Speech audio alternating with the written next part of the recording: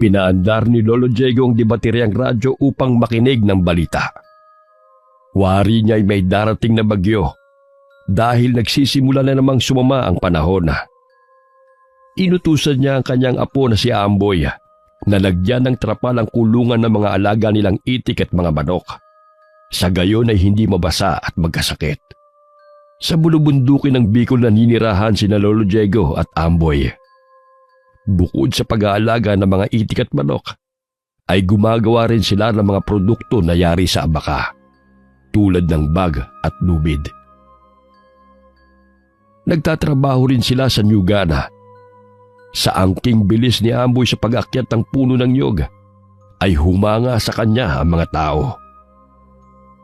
Kumukuha rin ng tuba si Lolo Diego na siyang ibinebenta niya sa kanilang mga kabaryo. Amboy, pumasok ko na rito at bilisan mo na riyan. Sandali na lamang po ito, Lo. Pinapasok ko lang po sa kulungan ng mga itlog ng inahin. Lumalakas na ang ulan, kaya't sinikap ni Amboy na hindi mabasa ang mga itlog ng alaga niyang si Kiki. Mahal na mahal niya ang manok na yun na bigay sa kanya ni Mang Manuel. Bahagyang napahinto sa kanyang ginagawa si Amboy nang may mapansin na isang maliit na anino na naroon sa mga damuhan. Animoy nakaupo ito at tinatanaw ang kanyang kinaroroonan. Lumakad siya papalapit sa kinaroroonan nang nakita niyang bata. Subalit naaninaw niya na tumakbo ito palayo sa kanya. Abay, nanakawan mo pa ang mga itlog ni Kiki, ha? Agad na sinarado ni Amboy ang kulungan at basang-basa na pumasok ng kanilang bahay. Maligo ka na muna upang di ka lagnatin. Nakaluto na ako ng ating ulam. Bilisan mo na riyan upang tayo makapaghapunan na. Si Amboy ay apo ni Lolo Diego sa nag-iisa niyang anak na si Minerva. 13 gulang na si Amboy. Lumaki siya sa pangangalaga ni Lolo Diego na mag-asawang muli ang kanyang ina. Anak siya ni Minerva sa Amerikanong sundalo. Ngunit hindi niya na nakita ang ama simula nang siya'y ipanganak. Mapapansin ang malaking kaibahan ng kanyang itsura sa mga bata sa baryo.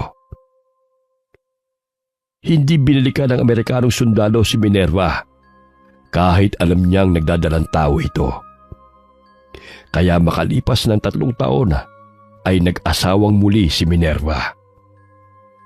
May 2 kapatid na rin si Amboy sa ina. Sa bayan naninirahan ang mga ito at paminsan-minsan ay bumibisita naman sa kanila. Hindi rin nakaligtas si Amboy sa mga matang mapanghusga. Nakakarinig siya ng mga hindi kaaya-ayang mga salita. Tulad na lamang ng siya ay isang anak ng diskrasyada, na ang ina niya ay isang kalaguyo ng sundalo dahil sa mataas na ambisyon nito na makaahon sa kahirapan, kaya pinagsiksikan ng sarili sa sundalong Amerikano. Animoy kasalanan pa ni Amboy na ipinanganak siya sa mundo na walang kinagisnang ama.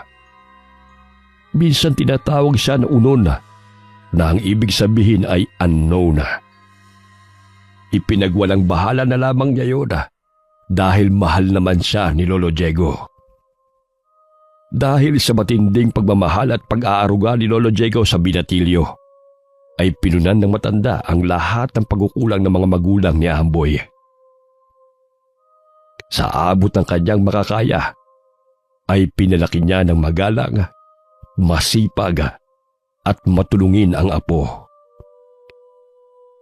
Kahit sanat siya sa salapi ay sinikap niyang pag-aralin si Amboy nang hindi umaasa sa ibang tao.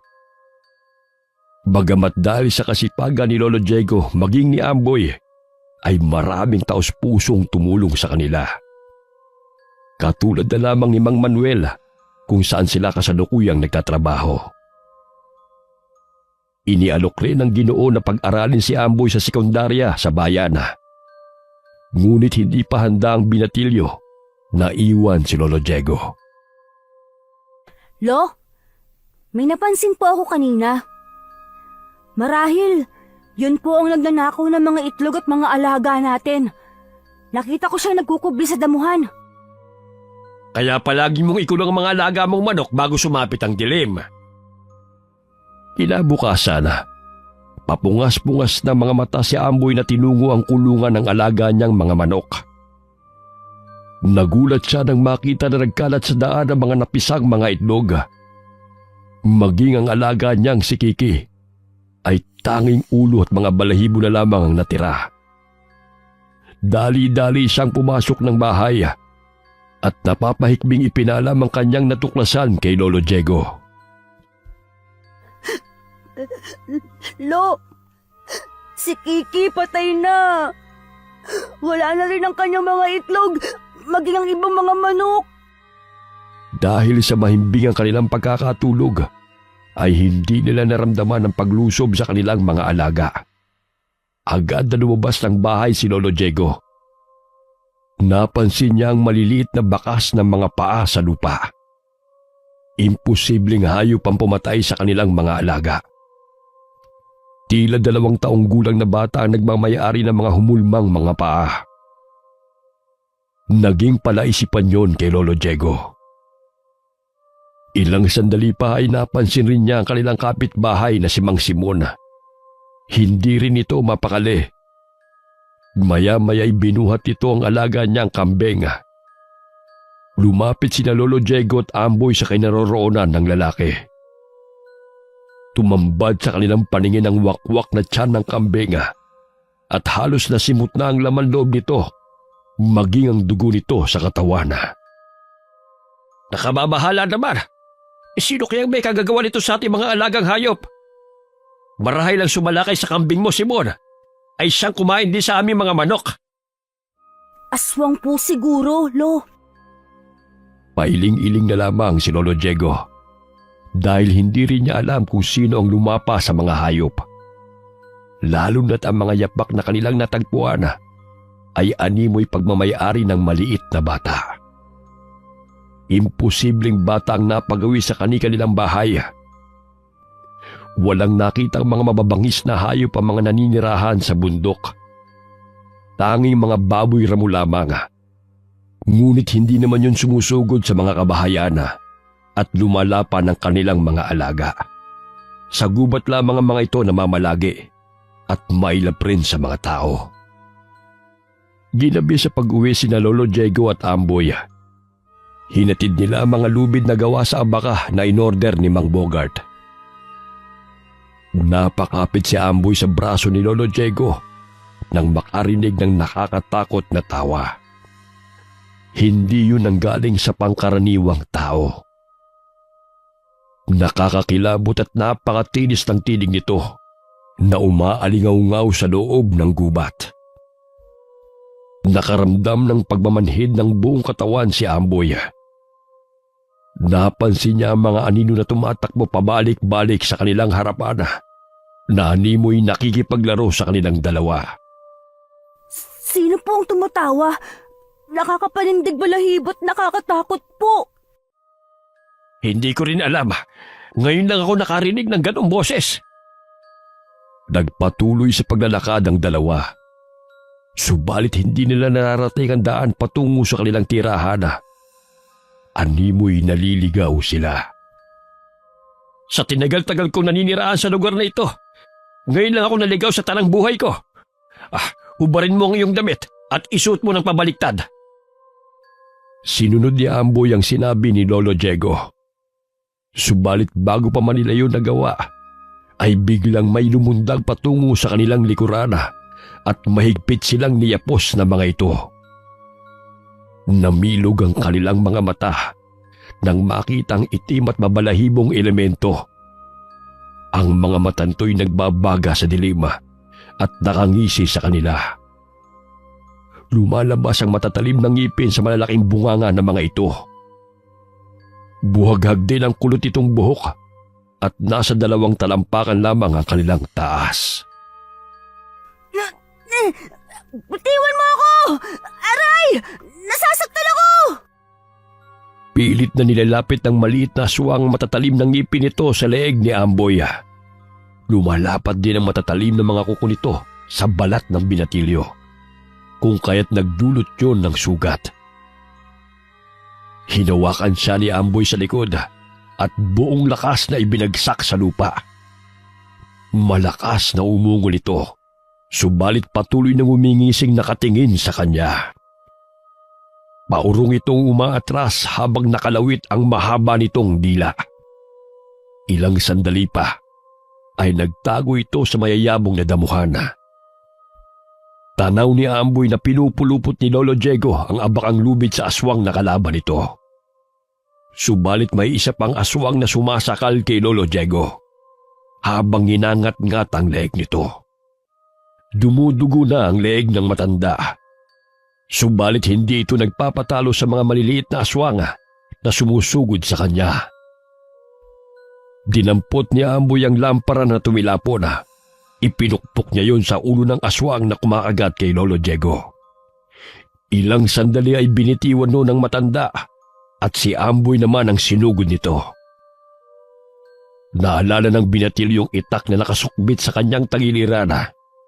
Kinuha niya yon at iwinasiwa sa harapan ng mga aswang kung kaya't nagsipulasan ng mga ito at nagtago sa mayayabong ng mga dahon at puno. Lo, malalim yata ang sugat mo. Napuruhan kayo ng aswang na yon. Pag-aalalang sambit ng binatilyo. Hinubad niya ang kanyang damit at inilapat yun sa dumurugong sugat ni Lolo Diego upang tumigil ang pagdurugo. Ayos lang ako. Nasaktan ka ba? Tayo na sakaling bumalik pa ang mga yon. Hindi po. Mga tiyanak po ba mga aswang na yon, Lo? Hindi. Sa bahay ko na lamang ipapaliwanag sa'yo. Magmadali na tayo. Hanggat hindi na tayo muling inililigaw. Nagpatuloy sila sa paglalakad hanggang makarating sila sa daan patungo ng kanilang bahay. Agad na pumitas ng dahon ng malunggay si Amboy at dinikdik yun. Nagpainit rin siya ng maligambam na tubig upang ipanghugas sa sugat ni Lolo Diego. Inilagay niya ang kata sa sugat ng matanda at tinapalang dinikdik na dahon. Mabuti na lamang ay mababaw lamang ang sugat ni Lolo Diego. Anong klaseng aswang po ba ang umaatake sa atin? Hindi ko rin alam. Ngayon ko rin lamang sila nakita. Ngunit kawangis nila ang mga tambalos-los sa sumugod sa amin ni Amang nung ako'y binata pa lamang. Subalit mataas at may mahahabang braso at paang mga yon. Baka kauri po nila o kasamahan? Itatanong ko kay Martin. Natitiyak kong alam niya kung anong aswang na naman ang gumagala sa kagubatan. Nang gabing yun ay hindi lamang si Lolo Diego at Amboy ang nabiktima ng mga maliliit na aswang, kundi maging ang iba nilang kabaryo. Nagimbala mga mamamayan nang matagpuan ng isang magsasaka na halos mahati ang katawan dahil sa nilantaka ng laman nito. Batid ni Lolo Diego na ang mga aswang na umatake sa kanila ay siyang may kagagawa ng pagkamatay ng magsasaka. Tanging ang masukal na gubat tayo ng siyang daan papunta sa ibang sityo kapag nanggaling sa kanilang baryo. Nakatatakot naman ang mga aswang na yan, Lo. Paano na po yan? Hindi na tayo maaaring gabihin sa gubat. Sakaling muli na naman tayong atakihin. Kaya kinakailangan natin na maging handa at mag-ingat. Naging malaking abala sa mga taga-baryo ang mga aswang. Naapektuhan na rin ang kanilang hanap buhay. Hindi umuwi si Amboy sa kanilang bahay dahil papalubog na ang araw nang matapos sila sa pagkuha ng mga buko na inaangkat pa ni Mang Manuel sa bayan. Napagpasahan niyang doon na lamang matulog sa bahay ng kaibigang si Magno. Nakapagpaalam na rin siya kay Lolo Diego na hindi na siya uuwi at doon na siya magpapalipas ng gabi sa bahay ng kaibigan upang hindi na ito mag-alala. Pagpasok nila sa bahay ni Magno ay napansin niya kaagad ang mga gamit ni Lolo Martina. Isa itong albularyo, ngunit bulag ang isa nitong mata. Bagamat may kapansanan man, hindi yun naging hadlang sa kanyang panggagamot. Napansin nito ang mga sugat sa braso at leeg ng binatilyo, kung kaya't kagad niya yung nilagyan ng langis. Lolo Martin, alam niyo po ba kung ano ang tawag sa maliliit na aswang na may malaking bunganga at animoy maliit na bata. Mabalahibo rin po ang kanilang katawan. Nakakatakot po ang kanilang itsura. Tambalos-los na aswang yan. Batid kong dito sila sa ating lugar lumipat ng tirahan. Marahil nasira na ang dati nilang tahanan. Sa gubat naninirahan ang mga tambalos-los at nagtatago sa ilalim ng lupa. Mayayabong na puno at kung saan na hindi sila makikita ng mga tao. Sinugod po nila kami ni Lolo Diego. Sadyang maliksip po silang kumilos. Ikinuwento ni Lolo Martin kina Magno at Amboy na may 2 uri ng mga tambalos-los na aswang. Una ay ang mataas at may mahahabang binti at kamay. Katulad sa nakita noon ni Lolo Diego nang siya'y binata pa. Ang pangalawa ay ang mga maliliit na tambalos-los na aswang na animoy mga batang paslit. Makukulit ngunit mas mabangis kaysa sa mga matataas na tambalos-los. Mahilig makipaglaro ang mga ito. Ang kanilang mga tawa ay nakakaparalisa ng tao, lalo na sa mahihina ang loob.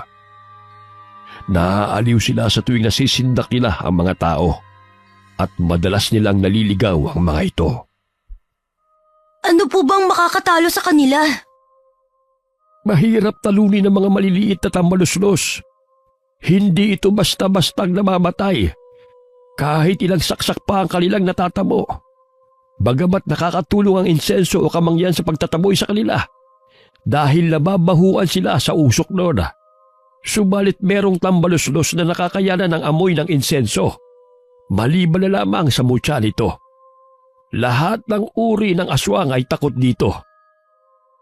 Mayroon po palang mutya ang insenso, Lolo? Oo, mutya ng insenso. Malalaman na mutya yun kapag hindi nalulusaw sa tuwing nilalagay sa apoy at nananatili itong bato. Malakas ang kapangyarihan ng mutya ng insenso upang magapi ang mga tambalos-los na aswang at iba pang uri. Saan po ba namin mahahanap ang mga mutya ng insenso? Sa halaman ng kamya o palo santo na ang langis ay ginagawang insenso. Ngunit hindi ganun kadali makakuha ng mutya. Gumagawa ng insenso si Lolo Martina sa pamamagitan ng halamang kamya, ulisimang bato at palo santo. Sa pamamagitan ng pagpapakulo ng dahon, sanga at ugat ng mga ito. Dahil sa kagustuhang makahanap ng mutya, ay tinungo ni na Magno at Amboy ang gubat, kahit batid nilang mapanganib ang lugar na yon. Sumisikat pa naman ang araw, kaya't naisip nilang nagpapahinga pa ang mga tambalos-los na aswang. Nakiramdam ang 2 binatilyo sa paligid ng gubat. Sakaling may lumabas na mga aswang, handa na rin ang kanilang mga itak. Nagpatuloy sila sa paghahanap ng halamang kamya at ulisimang bato. Ilang sandali pa'y may narinig silang naghahagik-gikan. Nagkatinginan silang 2 dahil alam nilang mga tambalos-los na aswang ang mga nagtatawanan. Ang sabi ni Lolo, nakamasid lamang ang mga yan sa ating ginagawa. Handa na ako, anumang oras sa kanilang pagsalakay. Nagsiga si Magno ng mga dahon at binali ang mga maliliit na sanga. Inilagay niya roon ang kapirasong insenso nang magsimula na yung umusok.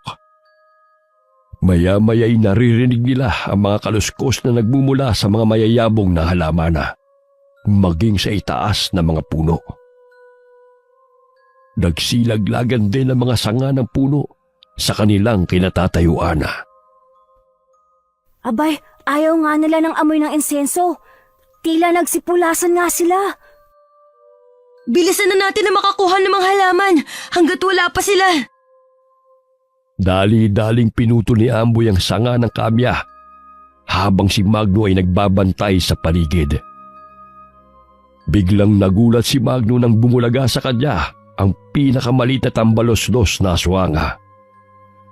Bagamat umagay sumasalakay ang mga ito, basta't madilim ang paligid. Dahil sa mayayabong na mga dahon ng mga puno, ay nakapagbibigay yon ng lilim. Bigla itong lumundag sa harapan ni Magno at pumulupot sa katawan ng binatilyo.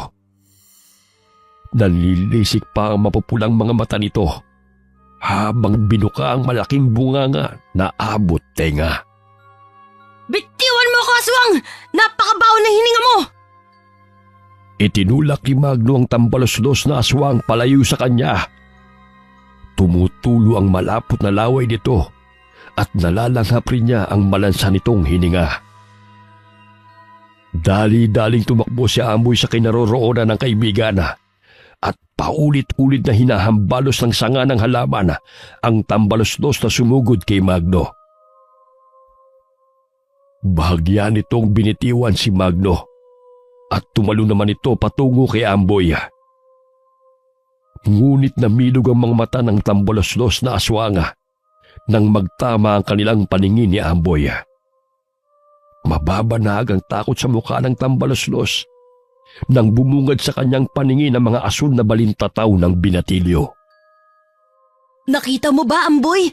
Natakot siya na makita ang asul mong balintataw. Marahil nanibago siya sa iyong muka. Umalis na tayo rito bago pa magsilabasan ng mga kasama niyang aswang. Dahil siguro sa madilim ang lugar na to at mayayabang ang mga puno. Kaya't dito na lang napili na manirahan. Tama nga si Lolo Martin. Oo nga, napakalaking abala sa atin, lalo na't madalas pa tayong ginagabi sa pag-uwi. Pansamantalang huminto sa pag-aaral si Amboy na makatapos siya ng elementarya.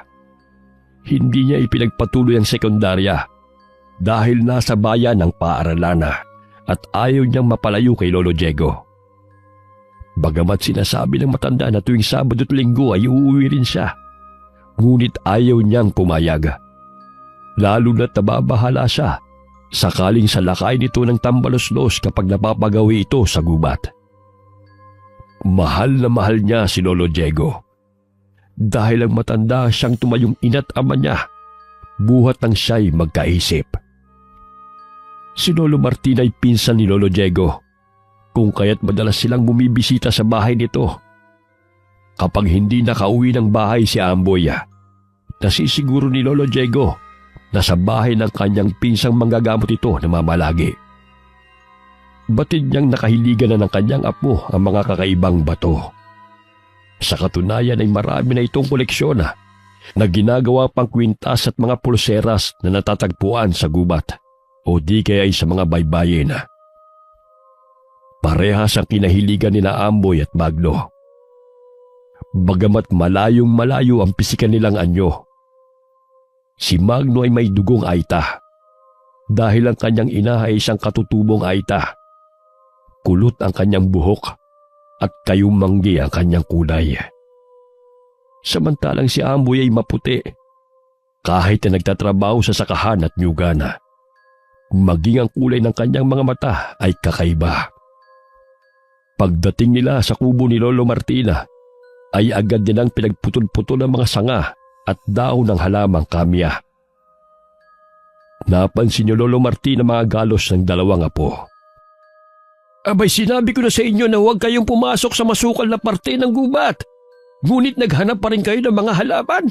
Tandaan nyo na hindi lamang sa gabi umatake ang mga tambalos-los. Basta't madilim at may pagkakataon ay kaya nilang pumatay. Para po makagawa po tayo ng insenso. Konti na lamang po kasi ang natitira. Gayong araw-araw na nambibiktima ang mga tambalos-los na aswang. Wala nang nagawa si Lolo Martina, kundi ang turuan na lamang ang dalawang apo sa paggawa ng insenso. Pinakuluan ni na Amboy at Magno ang mga dahon at pinutol na sanga ng halamang kamya sa kalderong may tubig sa mataas na init, hanggang sa lumambot ang kamya. Nang lumambot na isinalang ang pinakuluang kamya sa mababang init, hanggang sa lumabas ang langis sa tubig. Gamit ang salaana, ay nagtulungan sina Amboy at Magno na ihiwalay ang langis mula sa tubig. Maya-maya'y nilagyan ni Lolo Martin ng asin ang langis upang mapreserba. Ilang oras ding hinintay ni na Amboy at Magno na lumamig ang ginawa nilang langis. Bago inilagay sa garapon, isinara nila yun ng mahigpit hanggang sa tumigas at maging ganap na insenso. Ginagamit ang insenso o kamangyana na pampakalma at pagtataboy ng negatibong enerhiya. Nakakatulong sa mga bagong panganak upang hindi mabinat. Inilalagay ito upang gamitin sa suob. Mabisang pantaboy sa masasamang elemento, espiritu at aswang. 3 klase ng insenso ang kanilang ginawa. Insenso na nagmula sa halamang kamya, insensong palo santo, at insensong ulisimang bato. May iba't ibang kulay rin ang mga ito. Napamangha si Amboy nang makita ang malakristal na mga insenso. Ang insenso na nagmula sa ulisimang bato ang nakaagaw ng pansin sa binatilyo dahil sa kulay itim at sa loob nito'y pula. Animoy hindi pangkaraniwang insenso, katulad sa iba na kanilang ginawa. Ang galing! Nakagawa tayo ng 3 klaseng insenso na nagmula sa 3 klaseng halaman. Tingnan mo, Magno! Gusto ko tong insenso na nagmula sa ulasimang bato. Tila kumikinang ang mapupulang kristal nito. Oo nga, ngunit mas babang ang gawa sa kamya. Kulay berde naman ang nasa loob nito. Sana may mutya na nabuo sa ginawa natin, Amboy. Abay mga bata, hindi ganun kadali ang makakuha ng mutya. Ipinagkakaloob yan ng gabay ng kalikasan. Huwag kayong mag-alala. Mas pinalakas ang bisa ng insenso kapag pinagsama ang 3 klase ng halamang yan. Natitiyak kong may tataboy niya ng mga tambaloslos na aswang.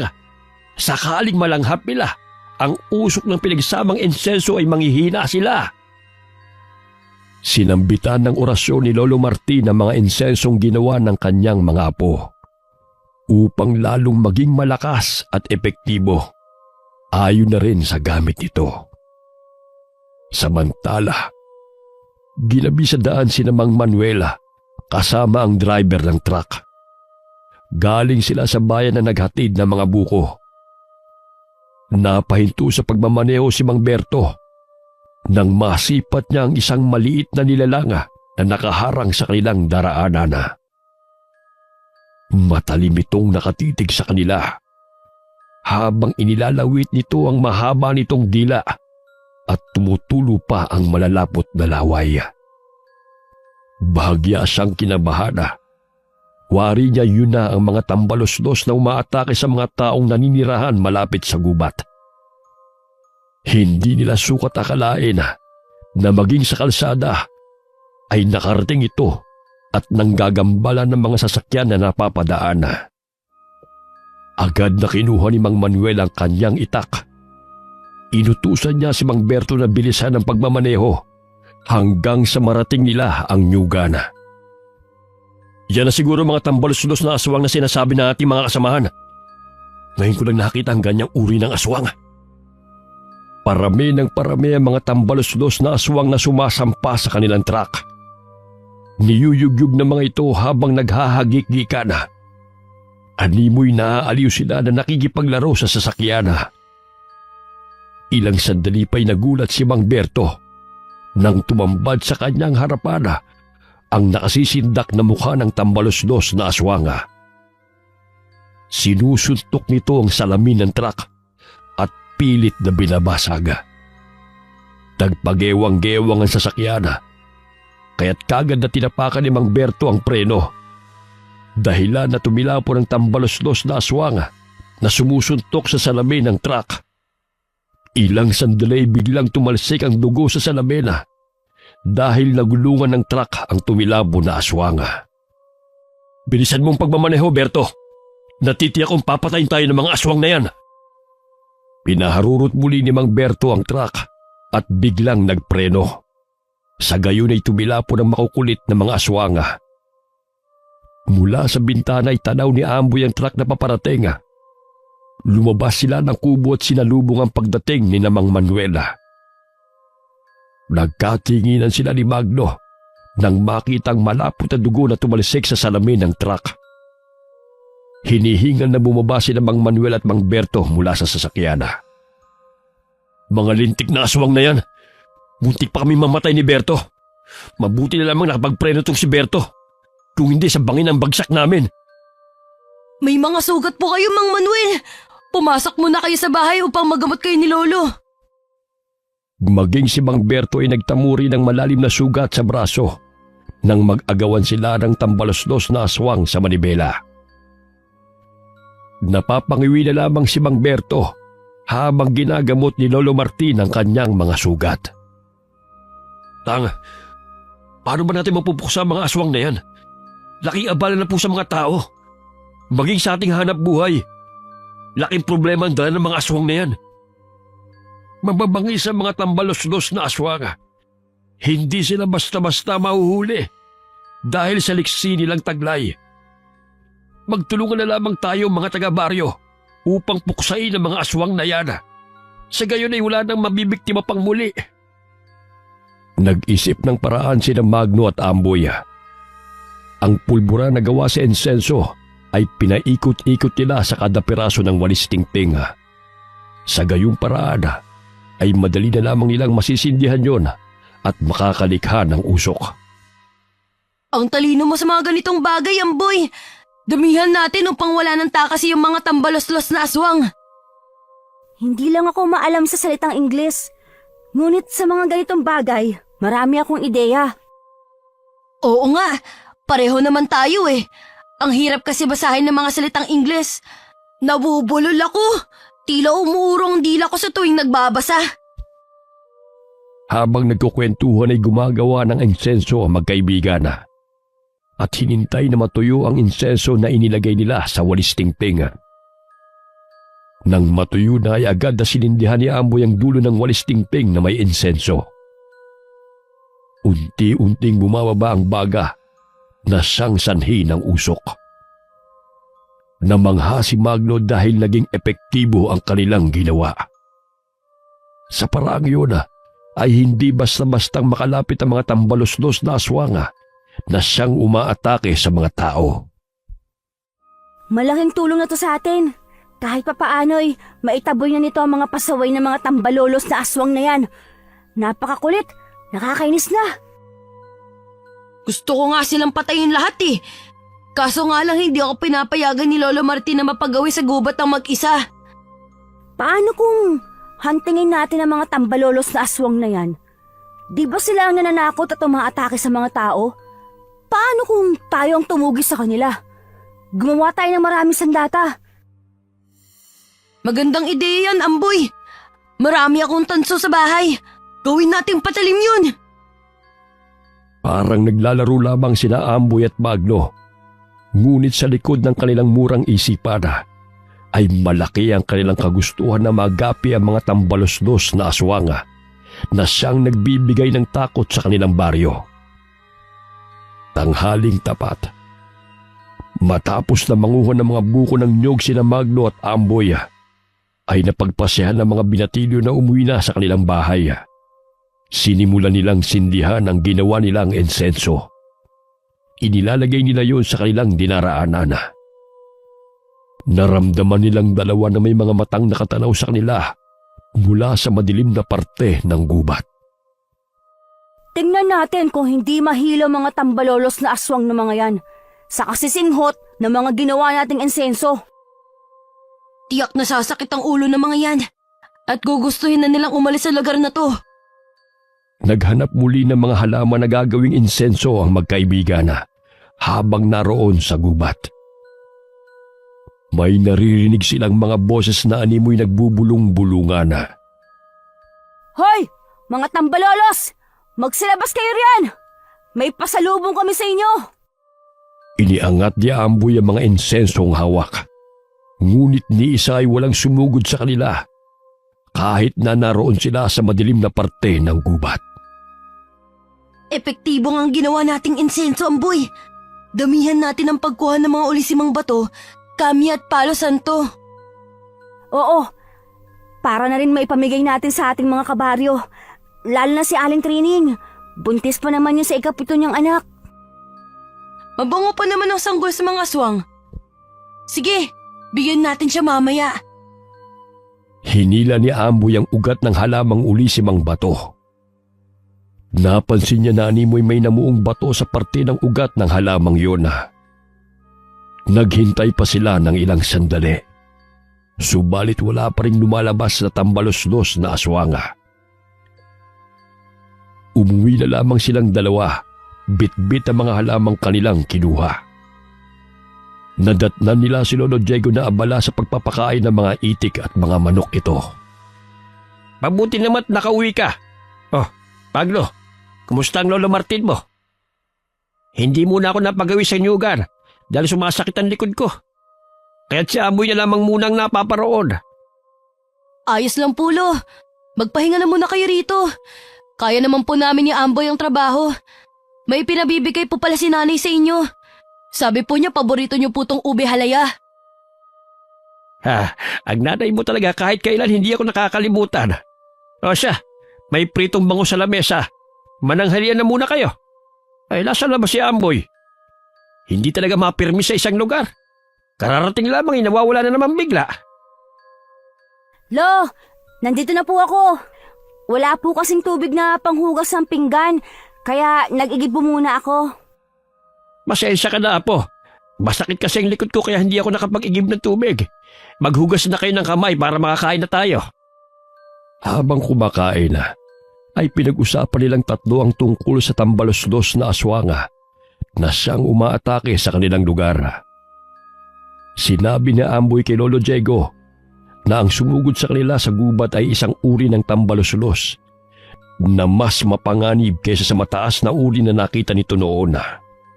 Mas agresibo at mabangis ang maliit na tambalos-los kaysa sa mataas na uri na aswanga.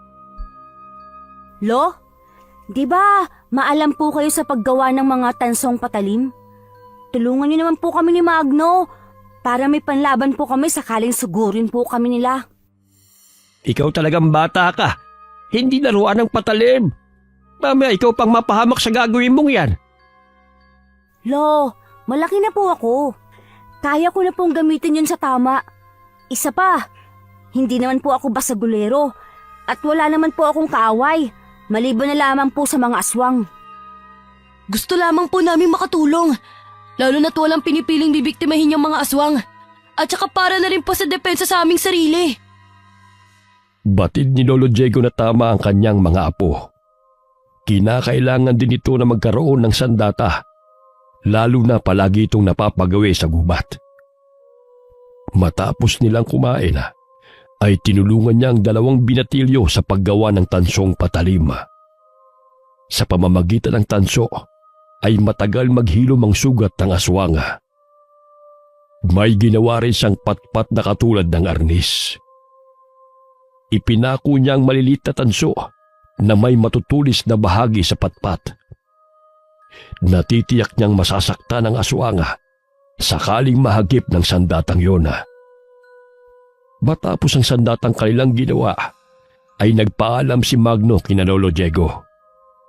Sumabay siya sa mga magsasaka na napapadaan sa kanilang inuuwian.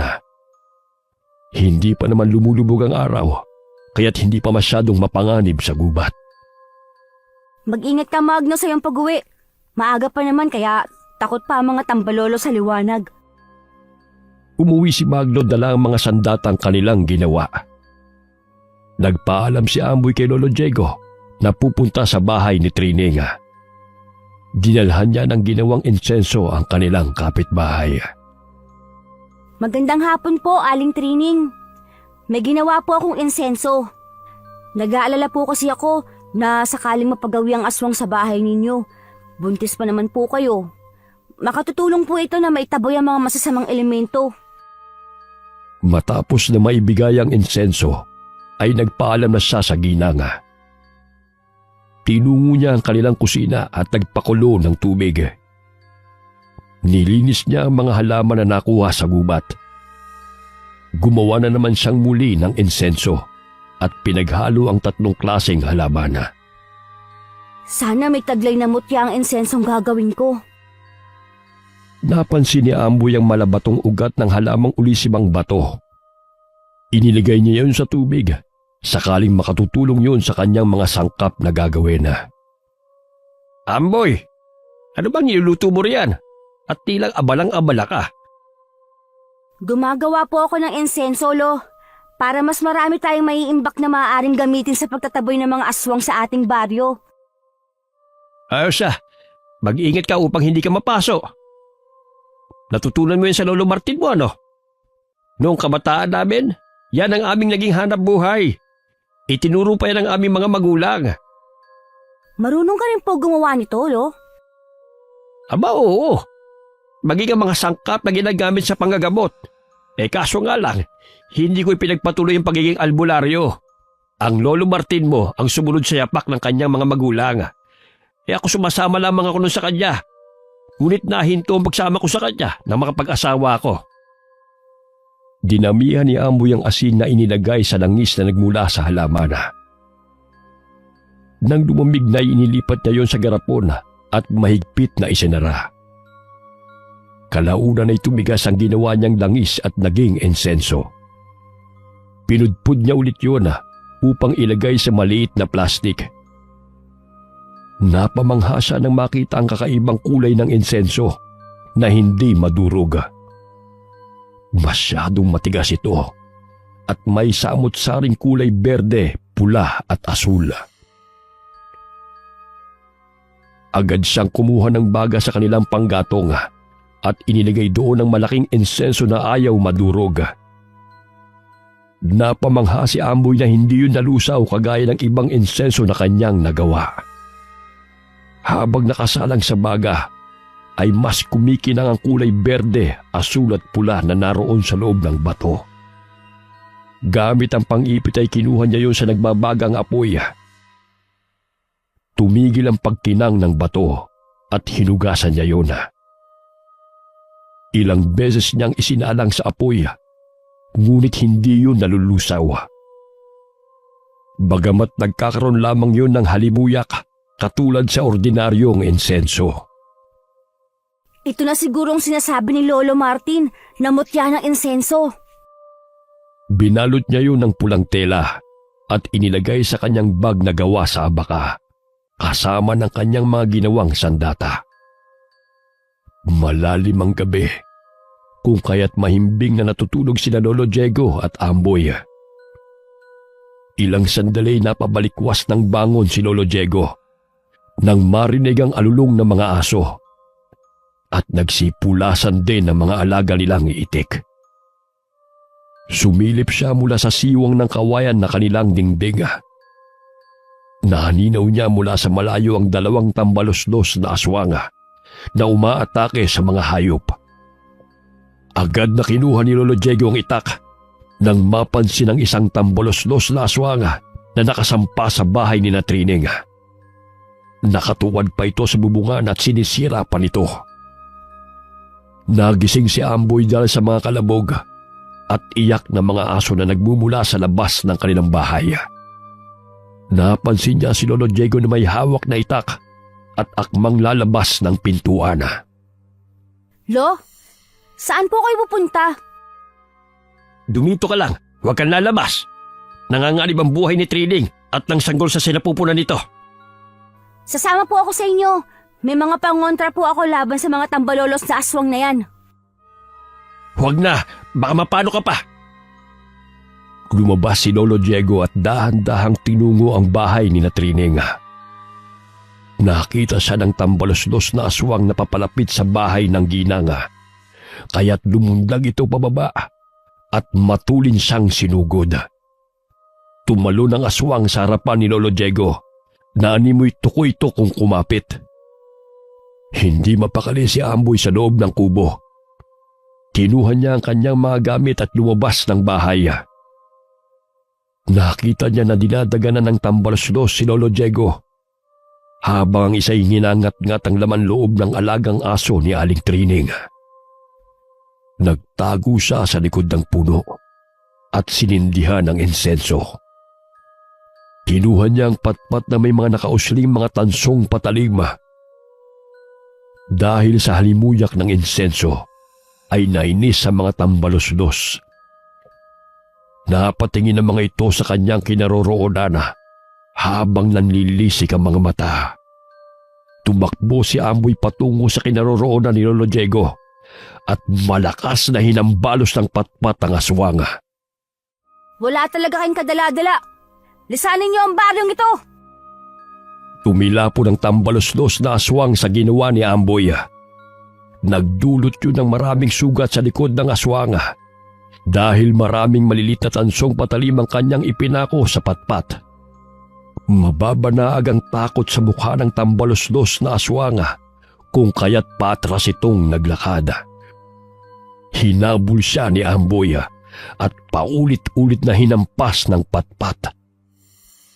Sa tulong ng insenso na kanyang sinindihan ay nanghina ang mga tambalos-los na aswang nang malanghap ang usok. Itinarak ni Amboy ang matulis na dulo ng patpat sa ulo ng aswang kung kaya't hindi na ito nakatakbo pa. Bagamat nakaligtas ang isang tambalos-los, ngunit nagtamo rin ito ng sugat ng hatawin siya ni Lolo Diego gamit ang itak. Narinig nila ang boses ng mga tambalos-los na aswang sa paligid. Pakiwari nila'y malapit lamang ang mga ito, ngunit nagkukubli lamang sa kadiliman. Hinila ni Amboy ang patay na tambalos-los patungo sa patag na lupa. Sa gayon ay ipakita yun sa kanilang mga kabaryo. Ilang sandali pa'y nagising si Mang Simon na asawa ni Aling Trining. Lumabas ito ng kanilang bahay. Sinalubong siya ni Lolo Diego at Amboy. Simon, ang bahay niyo ang pinuntahan ng mga aswang. Mabuti na lamang at nahulit na patay ni Amboy ang isang tambalos-los. Ayan tingnan mo. Nakasisiguro kong ang buntis mong asawa ang pakay ng mga aswang na yan. Hindi makapaniwala si Mang Simon nang makita ang itsura ng tambalos-los na aswang. Bagamat laking pasasalamat niya sa maglolo. Dahil kung hindi sa tulong ng mga ito, marahil ay nalapan na ng aswang ang kanyang pamilya. Kinaumagahan ay inilibing nila Lolo Diego at Mang Simon ang napatay na tambalos-los na aswang. Pinag-iingat nila ang mga kabaryo dahil sadyang mapanganib at agresibo ang mga uri ng aswang na ito. Ayon kay Aling Trining, nagsindi siya ng insenso na ibinigay ni Amboy, kaya mahimbing ang tulog nilang mag-anak. Marahil naubos yun dahilan na nagkaroon ng pagkakataon ng mga tambalos-los na makalapit sa kanilang bahay. Lo, pupunta muna ako sa bahay ni na Lolo Martin. May itatanong lang po ako sa kanya. Sasamahan na kita. May kukunin din akong galon kay Isko. Wala na akong paglalagyan ng tuba. Malayo pa lamang ay sinalubong na ni Magno si Amboy. Habang si Lolo Diego ay dumiretso sa bahay ng kaibigan nitong si Mang Isko. Dala pa rin ang binatilyo ang patpat na kanyang sandata. Magno, hindi ka maniniwala si papakita ko sa'yo. Merong kakaibang bato akong nakuha mula sa ginawa kong insenso na ipinagsama sa 3 klaseng halaman. Kapag inilagay ko sa baga o apoy, ay lumilikha ito ng 3 kulay. Talaga ba? Sige, kukuha ako ng apoy. Tamang-tama, nagsasaing ako ngayon.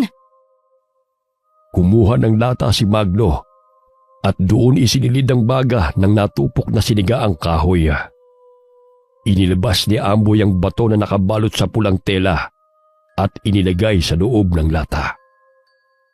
Nandilat ang mga mata ni Magno nang makita ang bato na umiilaw ng kulay pula, berde at asul. Nagbibigay rin yun ng halimuyak katulad ng sensenso na kanilang ginagawa. Totoo nga. Maaari isa siyang mutya, Amboy. Hindi natutunaw kapag inilalagay sa apoy.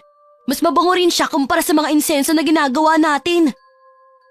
Itanong natin kay Lolo Martin kung mutya nga ito. Sakaling totoo, ay ipabindisyon na natin sa kanya upang mas mabisa ang kapangyarihan ng mutya. Gamit ang pang-ipit ay agad yung kinuha ni Magno sa apoy. Bagamat kinuha yun ni Amboy gamit ang kanyang kamay. Nagkatinginan silang dalawa dahil hindi man lang nakaramdam ng init si Amboy. Ilang sandali unti-unting tumigil ang pagkinang ng bato. Marahang hinawakan ni Magno ang bato, ngunit naramdaman niyang mainit yun. Hindi ka napaso? Ang galing naman, Amboy.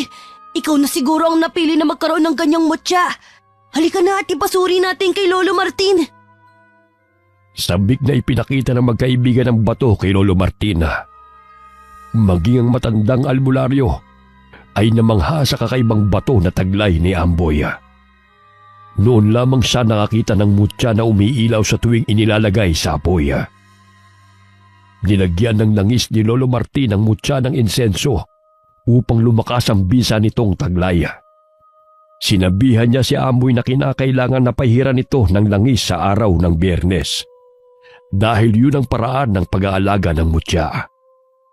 Bawal hakbangan ng sinumang may tangan nito. Kung nagawa man ang ipinagbabawal, ay pahiran lamang itong muli ng langis upang manumbalik ang lakas at bisa nito. Matapos mabasbasa ni Lolo Martin ang mutya ng insenso, ay agad na binalot muli ng binatilyo ng pulang tela ang bato. Maya-maya'y nagpaalam sila sa matanda upang maghanap ng mga kawayan at kahoy. Huwag na kayong gumala sa gubat. Baka mapano na naman kayo. Hindi naman po kami lalayo eh. Kukuha lang po kami ng kawayan. Batid ni Lolo Martin na may katigasan ng ulo ang kanyang mga apo. Nananaig ang kuryosidad sa mura nilang kaisipan kung kaya't marami silang naiisip. Kahit ay pinagbabawal na pumunta sa madilim at masukal na parte ng gubat, ay kanilang ginagawa. Gumawa sina Amboy at Magno ng kanyong kawayan upang maging sandata laban sa mga aswang. Ang galing naman ng kanyang kawayan na to, Magno. Marami akong tinipon na lata. Jack, masasaktan na ang mga makukulit na mga tambalolos na aswang. Malakas ang buga ng kanyon. Hindi lang sa bagong taon tayo magpapaputok. Sa oras na lumusob ang mga aswang, magagamit din natin to. Abay, sino ba nagpagawa sa inyo ng kanyong kawayan? Wala po lo. Reserba lang po. Malapit na rin po kasi ang buwan ng Disyembre. Kaya gumawa na po ako ngayon bago pa maubusan ng mga kawayan. Agad na inilagay ni Magno at Amboy ang isang kanyon sa silong ng kubo ni Lolo Martina, habang isa'y dinala ni Amboy pauwi ng kanilang bahay. Kayo talaga ni Magno kung ano-anong ginagawa at iniisip. Huwag kayong basta-basta pupunta sa gubat ng kayo lang. Tandaan nyo, nagtatago lamang doon ang mga tambaluslos. Sa tingin ko'y may lihim na tirahan ng mga yon, maliban sa pinagtatago ang mga puno. Nag-iingat naman po kami ni Magno. Sa katunayan, may naiisip na po kaming paraan upang mawala na yung mga tambalolo sa ating lugar. Sa gayon, ay makakilos na po tayo ng malaya. Anong paraan na naman yan? Huwag kayong lumusob sa mga tambaluslos na walang kasamang nakatatanda. Sadyang mapanganib. Matapos na mapatay ang isang tambaluslos, ay pansamantalang natigil ang pagsugod ng mga aswang sa mga kabahayan. Subalit ayon kay Lolo Martina, ay mapanganib ang katahimikan na ginagawa ng mga tambaluslos na aswang, sapagkat naghihintay lamang ang mga ito ng pagkakataon na lumusob muli sa mga tao. Binasag ng malakas na mga atungal ang katahimikan ng gabi. Samahan pa ng malakas na hagikikan na umaalingaw-ngaw sa loob ng gubat. Nagising sina Amboy at Lolo Diego. Laking gulat nila ng maraming mga tambaluslos na nagsilabasan sa gubat. Sumasampa sa bawat bubungan ng mga kabahayan. Ito na nga bang sinasabi ko? Batid ko maghihiganti ang mga yan sa pagkamatay ng kanilang kasamahang aswang. Kasalanan po nila kung bakit sila pinapatay. Silang lumulusob sa mga tao at naghahasit ng lagim dito sa baryo. Agad na kinuha ni Amboy ang kanyang kawayan at pinainit yun. Kumuha siya ng isang bote ng gas at mga lata na kanyang tinipon.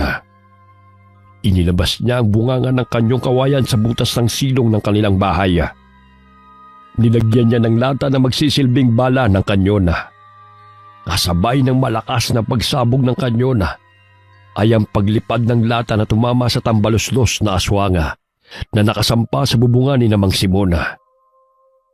Maging ang Ginoo ay nagising dahil sa malakas na sunod-sunod na putok na pinakawalan ni Amboy. Nagulantang ang mga taga-baryo nang makita na maraming tambaluslos ang sumusugod sa kanilang bahay. Kaya kanya-kanya silang kuha ng kanilang patalim upang mailigtas ang kanilang pamilya. Naririnig ni Amboy ang iyakan ng mga anak ni Mang Simon at Aling Trining. Subalit sa tuwing sasampa ang mga tambalos-los na aswang sa bahay ng mga ito, ay pinatatamaan niya ng balang lata gamit ang kanyang kawayan. Dahilan para mahulog ito sa bubungana o di kaya'y umaatungal sa tuwing lalapit sa bahay ni Mang Simon.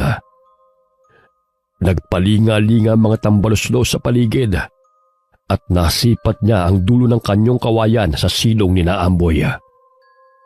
Patalon-talon itong lumalapit sa kubo. Nagbabaga pa ang nandidilat ng mga mata nito habang nakatingin sa bahay ni Amboy. Batid nito na doon nagmumula ang putok. Subalit laking pagagulat nito nang biglang may malakas na lata na sumalpok sa kanyang muka, dahilan na mawalan ito ng malay. Akala mo makakalapit ka, ha? Ayan, sapul ng pangit mo mukha. Tumatawa pang sambit ng binatilyo. Habang si Lolo Diego'y lumabas ng bahay upang tulungan si Mang Simona, nagsisisigaw si Aling Trining dahil may nakapasok na 2 tambalos-los sa kanilang dampa. Ganun na lamang ang pagdepensa ni Mang Simon sa kanyang mag-anak mula sa aswang na gustong sumakmal sa buntis niyang asawa. Mga kampo ng demonyo! Bumalik kayo sa lungga niyo! Iwinawas-iwas ni Mang Simon ang kanyang patalim sa harapan ng 2 tambalos-los. Ilang sandali pa'y pinipilig-pilig nito ang kanilang ulo na animoy nahihilo. Nagsindi ng insenso si Lolo Diego na ginawa ng kanyang apo. Batid niyang nayamot ang mga tambalos-los na aswang dahil sa kanyang ginawa, kung kaya't tumalon ito patungo sa bubungan upang tumakas. Subalit dala ng mga ito ang 3 taong gulang na anak ni Mang Simona. Hoy! Ibalik yung aking anak! Hinabol ni na Lolo Diego at Mang Simon ang tambalos-los na aswang na dumukot sa bata. Nakita yun ni Amboy, kaya't lumabas siya ng bahay dala ang kanyang patpat at bag na naglalaman ng mga insenso at pangontralaban sa mga aswang. Inilagay niya sa baw ng nyog ang nagbabagang kahoy. Nilagyan niya yun ng insenso at kiniskis ang gilid ng mutya. Ang alikabok na nagmumula sa mutya ay makapagtataboy ng mga aswang. Ibinigay niya ang baw ng nyog na may insenso kay Aling Trining na nooy patuloy na umiiyak. Aling Trining, huwag niyo pong hayaan na maubos ang apoy sa baong ito. Ito po ang mga insenso. Ilagay niyo rin sa gayon, hindi po kayo lapitan ng mga aswang. Agad na lumabas ng bahay si Amboy at tinungo ang gubat. Naririnig niya ang nakakakilabot na hagik-gikan ng mga tambalos-los na aswang. Nasipat ng kanyang paningin ang 2 tambalos-los na bitbit ang anak ni Mang Simon. Matulin siyang tumakbo patungo sa 2 tambalos-los. Hindi niya mawari ang lakas ng kanyang katawan. Nagpalipat-lipat siya sa mga puno hanggang sa marating niya ang kinaroroonan ng mga ito. Malakas ang palahaw ng bata dahil sa takot. Nabitiwan ng tambalos-los ang bata, dahilan na mahulog ito mula sa itaas ng puno. Nagpadaos-dos si Amboy sa puno upang iligtas ang bata. Ilang sandali na hawakan niya ito sa paa. Animoy isa siyang ibon na lumilipad sa ere habang pababa ng puno. Napansin din niya ang maliit na ilong na nagmumula sa kanyang baga. Batid niyang mula yon sa mutya ng insenso. Tama nga si Lolo Martin. Kapag kinakailangan ng tulong, ay kusang gagana ang mutya na ito. Marami pa itong taglay na kapangyarihan na aking matutuklasan. Kinalong niya ang bata na nooy nanginginig ang buo nitong katawan. Huwag ka na matakot. Ililigtas kita. Makakauwi ka ng inyong bahay. Ilang sandali lumundag sa kanilang harapan ng isang tambalos-los na aswang. Kinuha niya ang patpat sa kanyang tagiliran at malakas yung hinahambalo sa tambalos-los. Ibigay mo sa amin ang bata! Amin ang batang yan! Anong sa inyo? Wala kayong pagmamayari. Wala kayong karapatang malakit ng tao. Lisanin ninyo ang lugar na to! Ibigay mo sa amin ang bata! Ikaw ang dahilan kung bakit namatay ang aking kapatid! Pagsisisihan mo ang ginawa mong ito sa kanya! Tumalon-talo ng tambalos-los na aswang sa harapan ni Amboy. Subalit maliksing nakakailag ang binatilyo sa pagsugod sa kanya ng tambalos-los, habang mahigpit na nakakapit ang bata sa kanyang bewanga. Maya-maya'y dumating si Lolo Diego at Mang Simona. Agad ay binigay ni Amboy ang bata sa ama nito at nagpagulong-gulong sa damuhana. At isa-isang sinusugod ng patpat ang mga tambalos-los na aswanga. Lo, magsiga po kayo ng maraming insenso. Palibutan ninyo ang bahay upang hindi na po sila makalapit sa inyo. Hayaan niyo na po ako dito. Kaya ko na po ang sarili ko. Maging si Lolo Diego'y hindi makapaniwala sa liksi at lakas ng apo habang nakikipaglaban sa mga tambalos-los. Sinunod ng matanda ang sinabi ng apo, ngunit hindi niya hinayaan na mag-isang makipaglaban ng apo. Sumama siya sa ibang mga kabaryo sa pagtugis sa mga tambalos-los. Si Mang Simon ang inutusan ni Lolo Diego na magpausok ng mga insenso sa loob ng gubat, maging sa palibot ng kanilang tahanan. Ilang sandali nasipat ni Amboy ang paparating na si Magno. Humahangos na hinahabol nito ang tambalos-los na may hila-hilang tao. Tumakbo siya patungo sa kinaroroonan ng kaibigan at sabay nilang sinundan ng tambalos-los na aswanga. Amboy, nilusob kami ng grupo ng aswang. Ang dami pala nila. Maging si Lolo Martin nakikipaglaban sa kanila. Sino ang biktima ng aswang na yon? Isang magsasaka. Sinundan ko upang malaman ko kung saan ang lungga ng mga aswang na yan. Tara, sundan natin! Tingnan mo, Magno. Kabilugan ng buwan. Oras ng paglabas ng mga aswang. Marahil, ito ang kanilang hinihintay upang lusubin ng mga tao. Dahil lumalakas sila sa tuwing bilog at maliwanag ang buwan. Kaya ba nating matalo ang mga tambalos-los? Gayong napakarami pala nila. Matatalo natin sila. Lakasan mo lamang ang paniniwala mo sa may kapal. Maging sa iyong sarili. Nagtago silang dalawa sa mayayabong na talahib. Nasipat ng kanilang paningin na nilalantakan ng tatlong tambalos-los ang sariwang laman ng biktima. Hinila nila yun patungo sa masukal na parte ng gubat. Sa tulong ng liwanag ng buwan ay naaaninaw ni Amboy na may maliit na butas sa lupa. Amboy, tingnan mo pumasok sila sa maliit na butas at tinatakpan ng mga dahon. Marahil doon nila dinadala ang kanilang mga biktima. Ilan na rin sa mga magsasaka ang nawawala. Huwag kang mag-alala. Mamaya, papasukin natin yan. Nahihibang ka na ba? Paano kung hindi tayo makalabas ng buhay? Hindi naman tayo papasok na nariyan ng mga pesting mga aswang na yan. Nakikita mo ba to? Namilog ang mga mata ni Magno nang maaninaw ang hawak na trianggulo ni Amboy. Sumagi na sa kanyang diwa kung ano ang pinaplano ng kaibigan. Saan mo naman nakuha ang mga trianggulong yan? Humingi ako kay Mang Bangdong, kapalit ng buko. Nagbibenta siya ng mga paputok. Hanep ka talaga. Napakatalino mo, Amboy.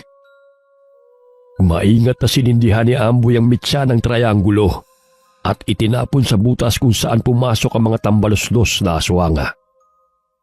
Kasabay ng sunod-sunod na pagsabog ng mga paputok, ay siya namang nagsilabasan ng mga maliliit na aswanga. Isa-isang sinugod ni Magno at Amboy ang mga tambalos-los. Naninag nila na ang isang aswang ay natamaan sa mukha, dahilan na ang kalahating pisngi nito ay nawasak. Gamit ang matulis na dulo ng patpat, ay isa-isa nilang inundayan ng saksak ang kanilang mga kalaban hanggang sa mawalan nito ng buhay. May naririnig pa silang mga boses sa ilalim ng butas. Sinindihan ni Amboy ang paputok na super lolo at inihulog sa ilalim ng lupa. Sabay takbo palayo at nagkubli sa mayayabong na talahib. Ilang sandali lumikha yun ng malakas na putok. Dahilan na magsilabasan ng ilang mga tambalos-los na putol ang kamay, natapyas ang parte ng mukha, ngunit nakayanan pa rin makatakas sa malakas na pagsabog. Laking tulong ng mga paputok na to, Amboy. Tignan mo, oh. Marami sa kanila ang malubhang kalagayan. Oh, ayan. Gamitin mo. Ngunit mag-ingat ka sakaling ikaw naman ang mawala ng mga daliri. Huwag kang mag-alala. Marunong akong gumamit nito. Sinindihan ni Magno ang isang trianggulo at inihagi sa butas. Subalit inihagis muli ng tambaluslos na aswang pabalik sa kanila. Mabuti na lamang ay napansin yun ni Magno bago pa pumutok ang trianggulo. Amboy, takbo! Naisahan tayo ng isang tambaluslos na yun ah! Hinila niya ang kaibigan upang makalayo sa trianggulo. Nakita nilang pangising lumabas ng butas ang tambaluslos na aswanga. Matuli nitong tumakbo patungo sa kanilang kinaroroonan upang agawin ang mga paputok kay Magno. Ngunit maliksing nakailag ang binatilyo at malakas niyang hinambalos ng patpat ang leeg nito. Nasakta ng aswang sa ginawa ng binatilyo, dahilan para mapasubsob ito sa damuhan. Gusto talagang kumuha ng hindi nila pagmamayari. Maging ang gubat na to ay inangkilan nila.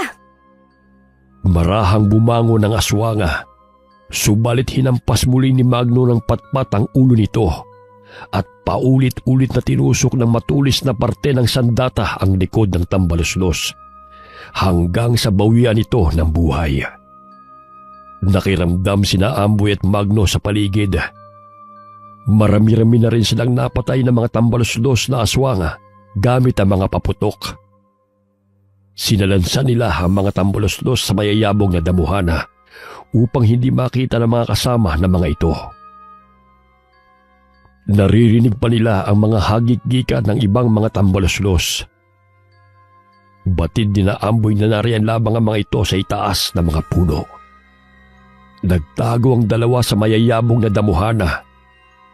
Naaninaw nila na bitbit ng mga ito ang walang malay na si Lolo Martina. Tingnan mo, si Lolo Martin yan ah. Halika na at ililigtas natin si Lolo. Sandali! Huwag kang magpadalos-dalos. Tingnan mo, marami pa sila. Baka tuluyan nila si Lolo. Ginapos ng mga tambaluslos si Lolo Martin sa kahoy. Ilang sandali pa'y ginising nila ang matandang albularyo. Maya-maya'y iminulat ni Lolo Martin ang kanyang mga mata. Nagtamo rin siya ng sugat sa ulo. Tanda! Nasa na ang mga taglay mong mutya? Kung gusto mo pang mabuhay, ay ibigay mo sa amin ang mga mutya! Akala niyo ba'y mauuto niyo ako? Sakaling makuha man ninyo ang mga mutya, papatayin niyo pa rin ako. Hinding-hindi ko ipagkakalob ang mga mutya sa masasamang nilalang na agaya niyo! Ang tapang mo, tanda! Wala ka ng lakas upang labanan pa kami! Noon ay nakayanan mong magapi ang aming mga kasamahan. Pwes ngayon ay wala ka nang magagawa, kundi ang sundin ang aking kagustuhan. Wala kang mapapala sa akin. Mamamatay akong hindi na ibibigay ang inyong kahiligan. Hinding-hindi ko ipagkakalob sa inyo ang mga mutya! Batid ni na Amboy at Magno na pinuno ng mga tambaluslos ang siyang kumakausap kay Lolo Martina. Marami ng aswangan ng tangkang kumuha ng mutyang tanga ni Lolo Martina. Bagamat malakas pa itong makipaglaban. Subalit habang lumilipas ang panahon at gawa na rin ang katandaan, ay humihina na rin ang katawan ni Lolo Martina. Lalo na't siya'y 89 na taong gulang na. Biglang nagulat ang mga tambaluslos na aswang nang sumulpot si Amboy sa kanilang harapan na nakalambitin sa mga baging. Gamit ang patpat ay isa-isa niyang hinambalos sa mga ito. Sino ka namang lapastangan na handang kumalaban sa amin? Pakawalan ninyo si Lolo Martin kung ayaw ninyong isa-isa kong basagin ang mga bungo ninyo. Sunod-sunod na putok ang narinig ng mga tambaluslos, dahilan na mababanag ang takot sa kanilang mga mukha. Lingid sa kanilang kaalaman na si Magno ang may kagagawan ng putok na yun. Buong akala ng mga tambaluslos na aswang na isang makapangyarihan ang binatilyo na kanilang kaharap. Bagamat sa tulong ng mutya ng insenso ay nagbibigay yun ng likse, lakas at tapang kay Amboy. Sinasangga niya ang bawat pagsugod ng mga tambalos-los na aswanga. Maririnig ang mga atungal sa loob ng gubat. Maging sina Lolo Diego at ibang mga kabaryo ay abala din sa pakikipaglaban sa mga aswang na sumusugod sa kani-kanilang kabahayan. Namilog ang mga mata ng pinuno ng mga tambalos-los na aswanga nang maaninaw ang mukha ni Amboy.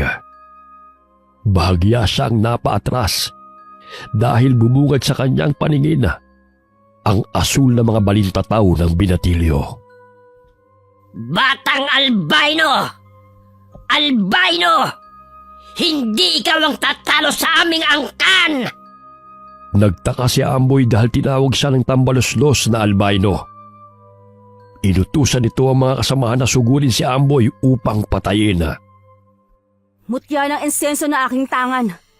Naway gabayan at proteksyonan ako ng aking engkantadong gabay na siyang tunay na nagmamay-ari ng makapangyarihang mutya. Sunod-sunod na putok ang muling narinig ng mga tambalos-los na aswanga. Bagamat takot may sinunod pa rin nila ang ipinag-uutos ng kanilang pinuno na patayin ang batang albino. Habang nakikipaglaban si Amboy sa mga tambalos-los na aswanga, ay kinalaga ni Magno si Lolo Martina. Nagsindi siya ng insenso upang hindi makalapit ang mga tambalos-los sa kanila. Bagamat namilog ang mga mata ng binatilyo, sapagkat imbis na insenso ang kanyang sinindihana, ay ang dulo ng paputok ang kanyang nasigaan. Agad niya yung itinapon. Nagkataong ibinuka ng tambalos-los na aswang ang malaki nitong bibig, kung kaya't pumasok ang triangulo sa bunganga nito. Maya-maya ay sumabog ang paputok, kasabay ng pagsabog ng ulo ng tambalos-los na aswanga. Nakachamba ako, Lolo. Halina kayo upang makalisa tayo sa lugar na to. Paano si Amboy? Hindi natin siya maaaring iwanan, lalo na't marami pa siyang kalaban.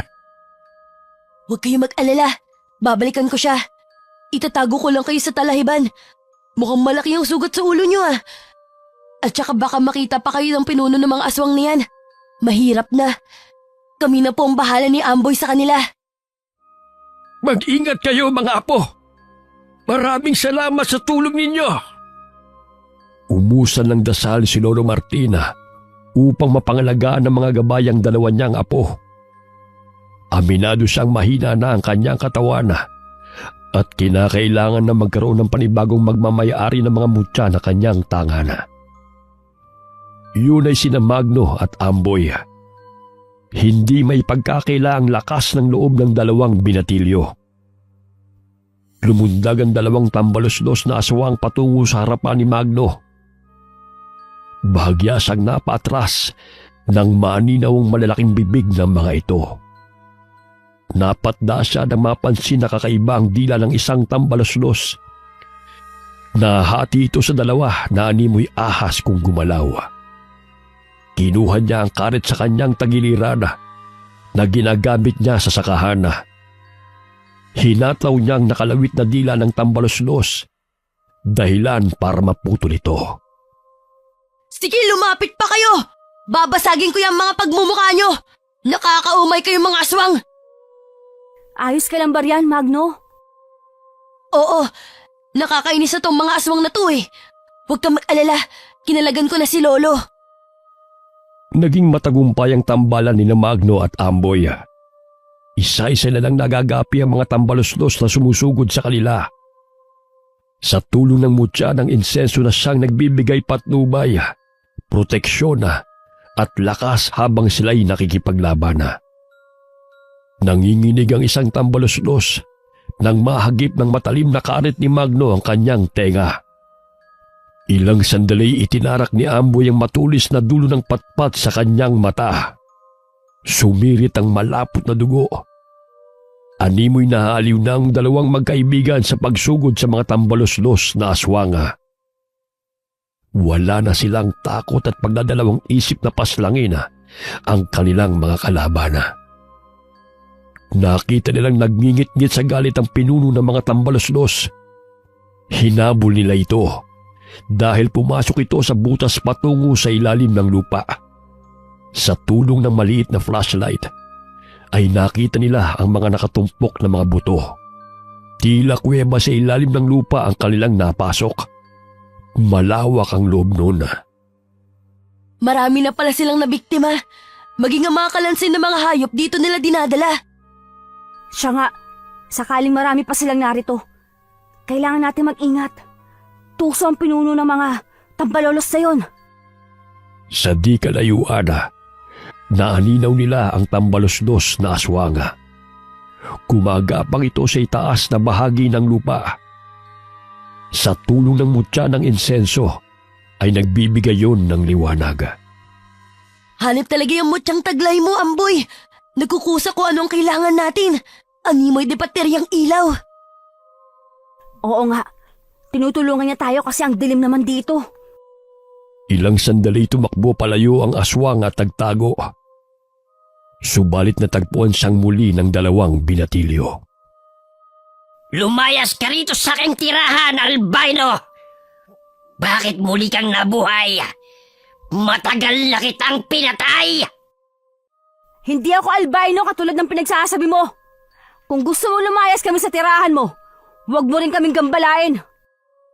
Mga lapastangan kayong mga tao. Hindi kayo maaaring mabuhay. Dapat kayong mamatay. Ikaw na ninalang nakutong lupang walang karapatang mabuhay. Sa dami ng pinaslang nyo, may karapatang ka pang mabuhay. Putulin ko yung matabil mong dila, makita mo. At sino ka namang balugang sabat ng sabatriana? Umalis kayo sa tirahan ko! Hinagis ng pinunong tambaloslos sa mga nakatambak na mga buto patungo sa dalawang binatilyo at tumakbo palayo. Malakas na binato ni Amboy ang hawak niyang patpat patungo sa kinaroroonan ng tambaloslos, kaya't natamaan ito sa paa. Nasugatan may patuloy pa rin itong tumatakas sa dalawang binatilyo na humahabol sa kanya. Pilit itong nilalabanan ng halimuyak ng mutya ng insenso na inilagay ni Amboy sa baong may apoy. Inilabas ng aswang ang mahaba nitong dila at palipat-lipat na gumagapang palapit sa dalawang binatilyo. Ilang sandali nagkaroon ito ng pagkakataon na mapulupot ang mahaba nitong dila sa leeg ni Magno. Subalit malakas na itinarak ng binatilyong hawak nitong karet sa dila ng tambaloslos. Dahilan para maputol ito. Malakas na bumagsak ang pinunong tambaloslos sa nakatumpok na kalansay. Nilapitan nilang dalawa at paulit-ulit na sinaksak ng patalim. Nakadilat pa ang mga mata ng tambaloslos na aswang nang mawalan ito ng buhay. Tama nga si Lolo Martin. Hindi sila nakaliligtas sa mutya ng insenso. Umalis na tayo rito. Nakakakilabot naman ang lugar na to. Sandali lang. Tingnan muna natin ang paligid. Baka may makita pa tayong itinatago ng mga aswang na yan. Napatras ang dalawang binatilyo nang makita ang dalawang tambaloslos na nilalantakan ng laman loob ng baboy ramo. Napangisi pa ito sa kanila habang lumalapit. Ngunit biglang nagbago ang reaksyon ng mga mukha ng mga tambaloslos nang masinghot ang halimuyak ng mutya ng insenso. Nagpaikot-ikot ang mga ito habang tumatakbo palayo. Bagamat wala na silang mapupuntahan dahil dulo na yon ng kanilang tirahan. Tumakbo sila upang lusubin ang dalawang binatilyo. Nahagip ng matalim na kuko ng tambaloslos na aswang ang mukha ni Amboy. Subalit maliksis ang nahawakan ng binatilyo sa kamay at malakas na ibinagsak sa lupa. Habang si Magno at ang isang tambaloslos ay nagpagulong-gulong sa lupa hanggang sa mapunta sila sa nakatambak na mga kalansay. Paulit-ulit na hinampas ni Magno ang ulo ng tambaloslos gamit ang malaking buto na kanyang nadampot. Napakakunat ng buhay nyo! Kailan pa kayo mamamatay lahat? Sinindihan ni Amboy ang triangulo na nakapa sa kanyang bulsa at isinilid yun sa bunganga ng kalabang tambaloslos. Ilang sandali pa'y pumutok yun kasama ang pagsabog ng utak ng tambaloslos na aswanga. Malayo pa ang bagong taon ngunit nagpapasabog na tayo. Naglibot pa sa paligid ang dalawang binatilyo. Hanggang masipat nila ang ilang mga gamit na nakulimbat ng mga tambaluslos na aswanga mula sa kanilang mga biktima. May mga karet at itak dito, Amboy, na pagmamayari ng mga magsasaka. Walang kasing sama ang mga tambalos-los na mga aswang na to. Tingnan mo, Magno. May uniforme ng sundalo at sapatos, oh. Maya-maya'y nasipat ng paningin ni Amboy ang kwintas malapit sa sapatos. Binuksan niya yun at napansin ang litratong naroon sa loob ng kwintas. Kinuha niya ang maliit na flashlight kay Magno at tinignan ng mabuti ang larawan. Magno, tingnan mo. Parang si nanay ito. Oo nga, tsaka ang lalaking nasa kabila ay kamukha mo. Di kaya pinatay siya ng mga tambalos-los? Hindi kayo iniwan? Maaari. Dahil sapatos at punit na damit ang sundalong narito, oh. Marahil kasama ng mga kalansay na narito ang buto ng iyong ama. At saka maaaring ang ama mo ang tinutukoy na albino ng mga tambalos-los na aswang na yan. Takot sila sa paputok dahil siguro sa baril na pagmamayari ng iyong ama. Halika na, baka hinahanap na tayo ni na Lolo. Dinala nilang dalawa ang sapatos at punit na damit ng sundalo. Na siyang patunay na marahil hindi bumalik ng ibang bansa ang ama ni Amboy, kundi nilapan ng mga tambaluslos na aswanga. Sumisikat na rin ang araw nang makalabas sila sa lungga ng mga tambaluslos na aswanga. Marami silang napaslanga, kasama na roon ang pinuno ng mga tambaluslos. Maging ang mga kabaryo ay abala sa pagtipon ng mga bangkay ng kanilang kalabana. Ganito karami ang mga aswang na naninirahan dito sa gubat. Naway wala nang natira upang maging payapa na ang ating lugar. Sana nga. Ngunit nasisiguro kong magiging tahimik na rin tayo. Dahil patay na ang kanilang pinuno. Ilang sandali lumakad papalapit ang dalawang binatilyo sa kinaroroonan ni na Lolo Martin at Lolo Diego. Puno ng kulay itim ang mukha ng mga ito, sanhi ng usok ng mga paputok. Natawa si Magno na makita ang mukha ng kaibigan. Masyadong halata sa mukha ni Amboy kumpara sa kanya. May magandang naidudulot pa rin ang itim na balat. Hindi halata ang dungis sa mukha. Sa dami ng ating pinagdaanan, loko-loko ka pa rin. Nagtawanan silang dalawa nang makita ang mukha ng isa't isa. Ipinakita ni Amboy ang natagpo ang kwintas sa lungga ng mga tambaluslos, maging ang sapatos at punit na damit ng sundalo. Laking pagkagulat ni Lolo Diego nang makita ang larawan ng anak sa loob ng kwintas ng ama ni Amboy. Ibig sabihin, hindi iniwan ni Stephen ang aking anak. Maging ikaw, Apo. Sadyang biktima lamang siya ng mga tambaluslos na yan. Pinaglaruan lamang kayo ng tadhana. Hindi ka inabandonan ng iyong ama, Amboy. Mangiyak-iyak na niyakap ni Lolo Diego ang kanyang apo. Kamukhang kamukha ito ng sundalong si Stephen. Nagtulungan silang maghukay upang sunugin ang mga bangkay ng mga tambaluslos na aswanga. Bumabalik sa gunita ni na Amboy at Magno kung paano nila nilabanan ang mga aswanga. Hindi nila sukat akalain na makakayanan nilang dalawa na makipaglaban. May nakaligtas pa kayo na kasamahan nila? Sana wala nang natira sa grupo nila, no? Upang makatulog na ako ng mahimbing. Ilang araw na rin hindi ako nakatulog ng maayos dahil sa pasaway ng mga aswang na yan. Sana nga, kung may nakaligtas man sa kanila, hindi na yun titira pa dito dahil patay na rin ang kanilang pinuno. Takot lang nila. Blessing in disguise din, no? Dahil sa mga aswang na yan, nalaman natin na hindi kayo inabandona ng iyong ama. Kaso nga lang, sila rin ang dahilan na hindi mo nakita ng iyong ama. Aba, English yun ah. Ano nga ulit yun?